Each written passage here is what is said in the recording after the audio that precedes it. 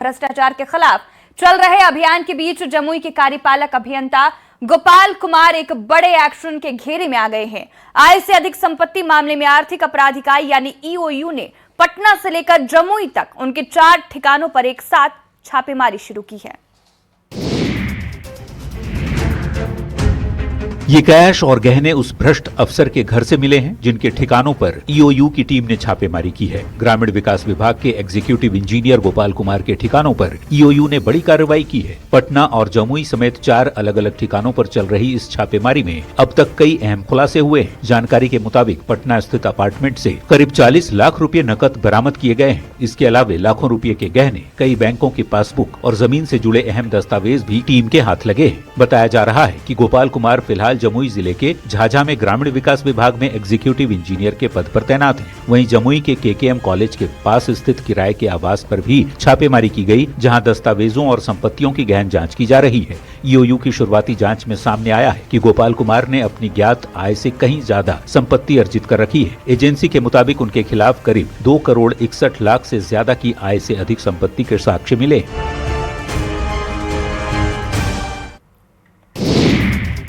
वैशाली के पातेपुर में मामूली रास्ते के विवाद ने खूनी संघर्ष का रूप ले लिया। 2 पट्टीदारों के बीच जमकर लाठी डंडे और लोहे की रॉड चली। इस हिंसक झड़प में करीब 6 लोग घायल हो गए, जिसका वीडियो अब सोशल मीडिया पर तेजी से वायरल हो रहा है।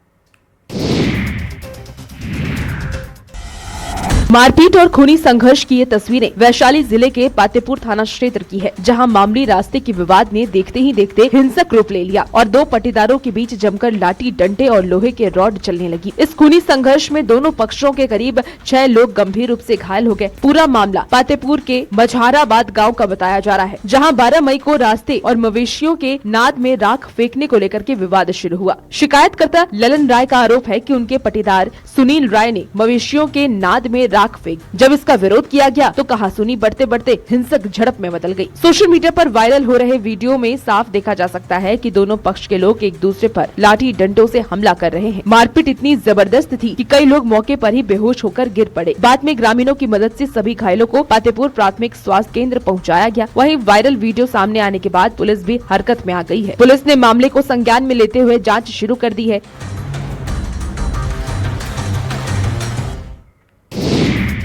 मोतिहारी से शादी समारोह में फायरिंग का एक वीडियो सोशल मीडिया पर तेजी से वायरल हो रहा है।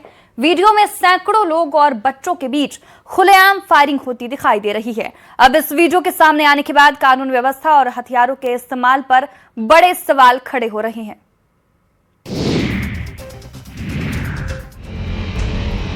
कानून को मुंह चिढ़ाने वाला ये वायरल वीडियो मोतिहारी का है, जहां एक शादी समारोह के दौरान खुलेआम फायरिंग होती दिखाई दी। सबसे चौंकाने वाली बात यह है कि ये फायरिंग छोटे छोटे बच्चों और सैकड़ों लोगों की मौजूदगी में हुई। सोशल मीडिया पर तेजी से वायरल हो रहे इस वीडियो को चिरैया इलाके के एक शादी समारोह का बताया जा रहा है। वीडियो में कथित तौर पर ढाका के आरजेडी विधायक समेत कई गणमान्य लोग भी नजर आ रहे हैं। वहीं वीडियो में ये भी दावा किया जा रहा है कि फायरिंग करने वाले शख्स को विधायक खुद गोली देते दिखाई दे रहे हैं। हालांकि इस वायरल वीडियो की पुष्टि न्यूज़ 18 नहीं करता, लेकिन वीडियो सामने आने के बाद लोगों के बीच कई तरह की चर्चाएं तेज हैं। सोशल मीडिया पर लोग सवाल उठा रहे हैं कि जब हाईकोर्ट ने शादी समारोह में फायरिंग को लेकर सख्त निर्देश दिए हैं, तब भी खुलेआम इस तरह कानून की धज्जियां कैसे उड़ाई जा रही हैं? सबसे बड़ा सवाल ये भी कि आखिर शादी समारोह में हथियार कैसे पहुंचे और बच्चों के सामने जानलेवा फायरिंग कैसे होने दी गई, क्योंकि ऐसी घटनाएं कभी भी बड़े हादसे में बदल सकती है। फिलहाल वायरल वीडियो सामने आने के बाद पुलिस पूरे मामले की जाँच में जुट गई है। गोपालगंज पुलिस ने एक बड़े अंतर्राज्यीय ठग गिरोह का पर्दाफाश किया है। पुलिस ने छापेमारी कर 8 आरोपियों को गिरफ्तार किया है। ये गिरोह लोगों को नोट दोगुना करने का झांसा देकर करोड़ों की ठगी करता था।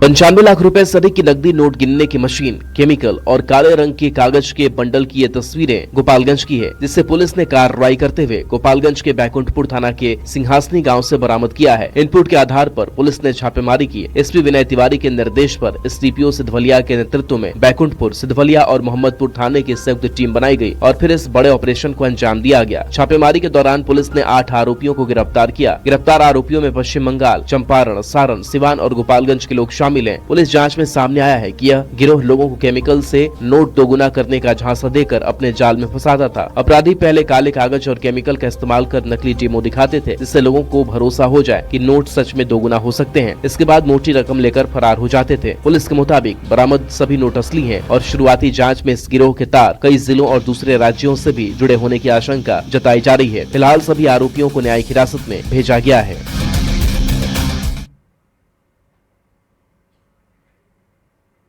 सासाराम आरा रेलखंड के बगवा गांव स्थित 14 नवंबर रेलवे क्रॉसिंग अब लोगों के लिए हादसों का अड्डा बनता जा रहा है। जर्जर सड़क और बड़े बड़े गड्ढों की वजह से हर दिन लोग जान जोखिम में डालकर यहां से गुजरने को मजबूर है, लेकिन जिम्मेदार विभाग अब सिर्फ खानापूर्ति में जुटा है।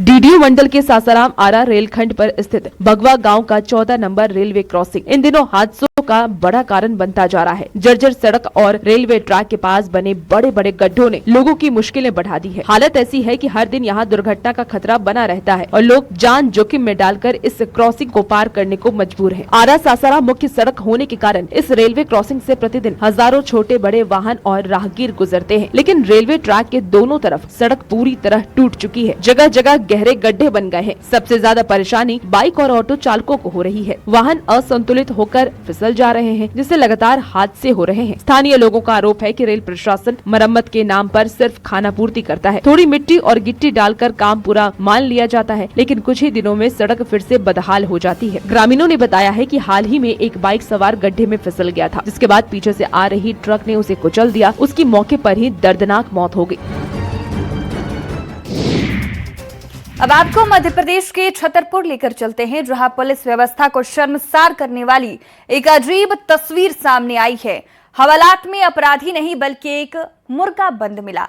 सोशल मीडिया पर वायरल वीडियो के बाद अब पुलिस की कार्यशैली पर सवाल उठ रहे हैं।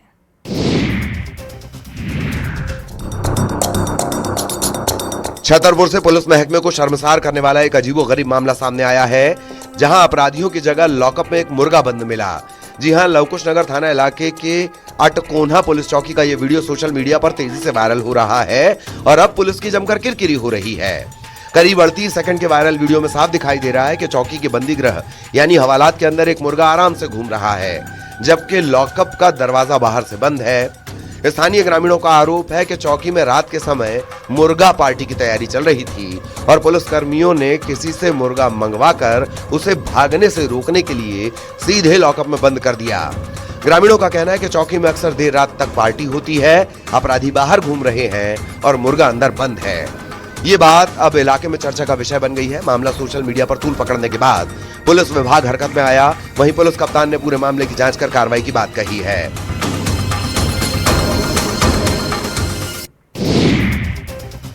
सासाराम के डिज्नीलैंड मेले में उस वक्त अफरा तफरी मच गई जब चल रहा झूला अचानक टूट गया। हादसे में महिलाएं और बच्चे घायल हो गए, जिसके बाद मेले की सुरक्षा व्यवस्था और झूलों की मेंटेनेंस पर बड़े सवाल खड़े हो गए हैं।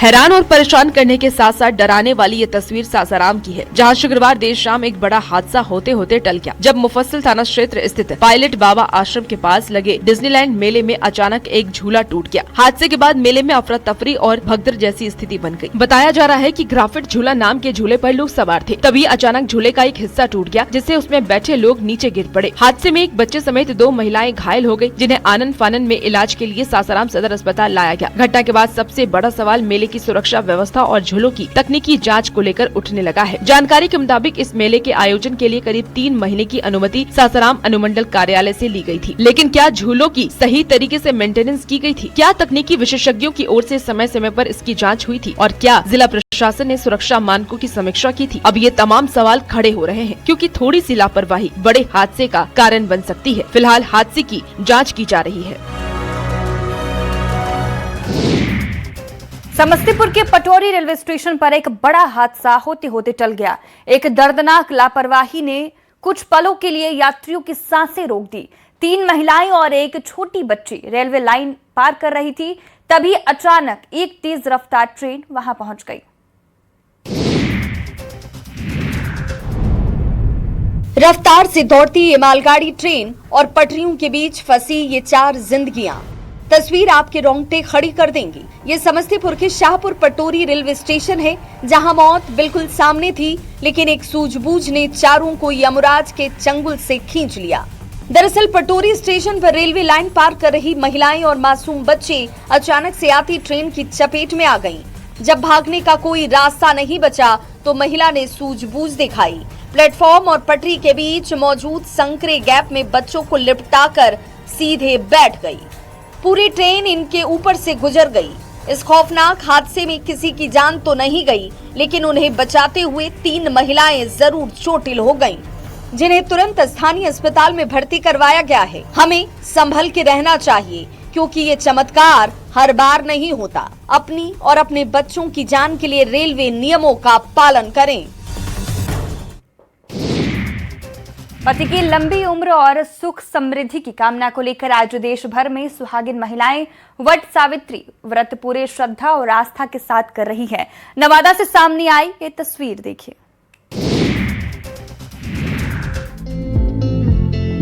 पति की लंबी उम्र, सुख समृद्धि और अटूट दाम्पत्य जीवन की कामना को लेकर देश भर में सुहागिन महिलाएं वट सावित्री व्रत पूरे श्रद्धा और आस्था के साथ कर रही हैं। ये तस्वीरें नवादा की है, जहां शहर से लेकर गांव तक सुबह से ही वट यानी बरगद के पेड़ों के पास महिलाओं की भारी भीड़ देखने को मिल रही है। परंपरा और धार्मिक मान्यता के अनुसार महिलाएं निर्जला व्रत रखकर 16 श्रृंगार करती हैं और विधि विधान से वट वृक्ष की पूजा कर 7 बार उसकी परिक्रमा करती हैं। माना जाता है कि यह व्रत पति पत्नी के अटूट प्रेम, समर्पण और अखंड सौभाग्य का प्रतीक है। पौराणिक कथा के अनुसार देवी सावित्री ने अपने पति सत्यवान के प्राण यमराज से वापस पाए थे और यह चमत्कार वट वृक्ष के नीचे ही हुआ था। इसी वजह से इस दिन बरगद के पेड़ की पूजा का विशेष महत्व माना जाता है। महिलाएं ताड़ के पंखे और डालियां में पूजा सामग्री सजाकर वट वृक्ष के पास पहुंच रही है। पूजा में फल फूल, भीगे चने, मिठाई और श्रृंगार की सामग्री अर्पित की जा रही है। वहीं महिलाएं सावित्री सत्यवान की कथा सुनकर अपने परिवार के सुख शांति और पति की दीर्घायु की कामना कर रही है। पूरे माहौल में भक्ति, परंपरा और सुहाग की आस्था का सुंदर संगम देखने को मिल रहा है।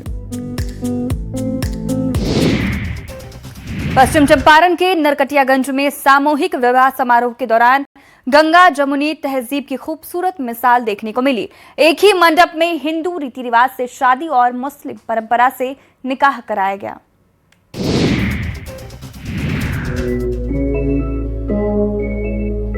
खूबसूरत और सामाजिक सौहार्द की ये तस्वीरें बेतिया की हैं, जहां गोपाला ब्रह्म स्थान परिसर में इंडियन रेड क्रॉस सोसाइटी की ओर से सामूहिक विवाह समारोह का आयोजन हुआ। इस आयोजन में 5 जोड़ों के हाथ पीले किए गए, लेकिन सबसे खास बात ये रही कि गंगा जमुनी तहजीब की मिसाल भी दिखी।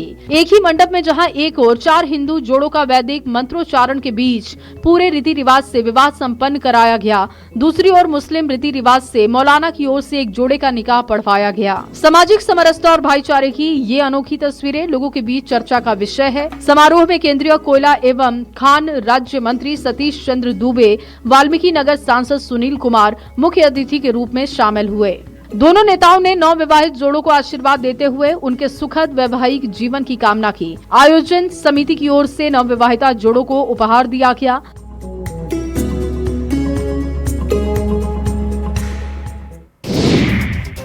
समस्तीपुर में वट सावित्री पूजा के मौके पर मिथिला कला की खूबसूरती लोगों को खासा आकर्षित कर रही है। चर्चित मिथिला पेंटिंग कलाकार कुंदन राय ने पारंपरिक बांस के पंखों और पूजा से जुड़े दृश्यों को अपनी चित्रकारी के बेहद खास बना दिया।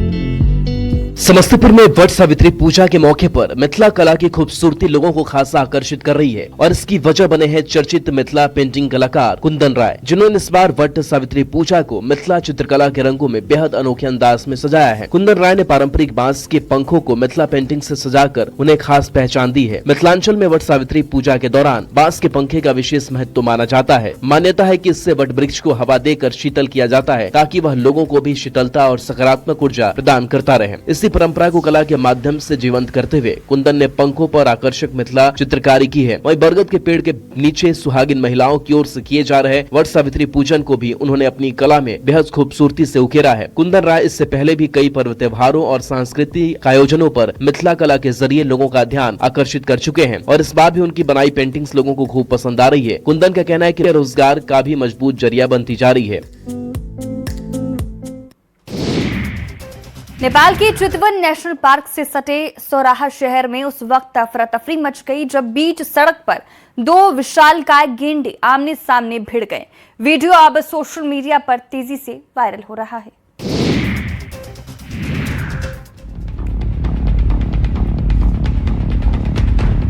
नेपाल के चितवन नेशनल पार्क से सटे सौराहा शहर के बीच सड़क पर दो विशालकाय गेंडों की जबरदस्त भिड़ंत का वीडियो सोशल मीडिया पर तेजी से वायरल हो रहा है। बताया जा रहा है कि दोनों गेंडे अचानक सड़क पर आ गए और कुछ ही पलों में एक दूसरे से भिड़ गए।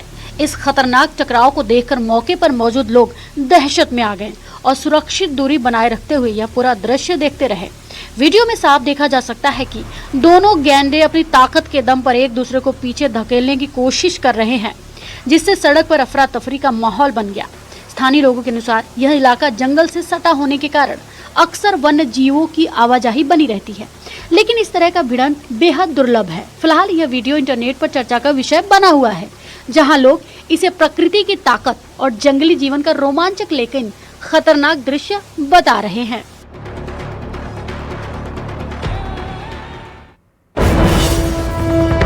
और इस वक्त की बड़ी खबर कैमूर से सामने आ रही है, जहां 4 सिर कटी लाश का मामला सामने आया था। पुलिस की गिरफ्त में अब आरोपी आ चुका है। एक परिवार के 4 लोग गायब थे। अलग अलग जगहों से ये शव मिला था। भाई पर परिवार की हत्या का आरोप है। अवैध संबंध में हत्या का आरोप लगा है।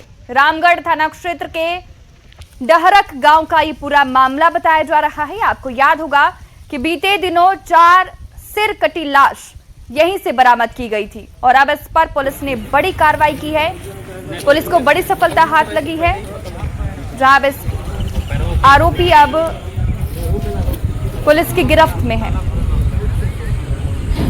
हमारे साथ फोन लाइन पर अभिनव जुड़ गए हैं कैमूर से। अभिनव, क्या मामला सामने आया है? 4 सिर कटी लाश का अब आरोपी सामने आ चुका है। काफी मगज के बाद कैमूर पुलिस ने आखिरकार आरोपी गिरफ्तार कर लिया। जो आरोपी है वो सगा भाई ही है। आरोपी ने ही अपने खास भाई को, भाभी को और अपने दोनों भतीजों को काट के फेंक दिया था। हालांकि पुलिस अभी स्पष्ट नहीं कर रही है और पूरे मामले की अभी छानबीन कर रही है। और बता दें कि अभी 2 सिर को बरामद कर लिया गया है। वहीं अभी 2 सिरों के लिए कैमूर पुलिस लगातार छानबीन कर रही है और आरोपी को साथ लेकर जो नदी है जहाँ उसने सिर फेंका है, जहाँ से लाश बरामद हुई थी, वहाँ अभी गोताखोरों की टीम और एसआईटी की टीम लगातार छानबीन कर रही है और उम्मीद है कि बहुत जल्द उन 2 सिरों को भी कैमूर पुलिस बरामद कर लेगी। जी, आरोपी परिवार का ही सदस्य बताया जा रहा है, तो क्या पुलिस की तरफ से क्या बयान सामने आया है?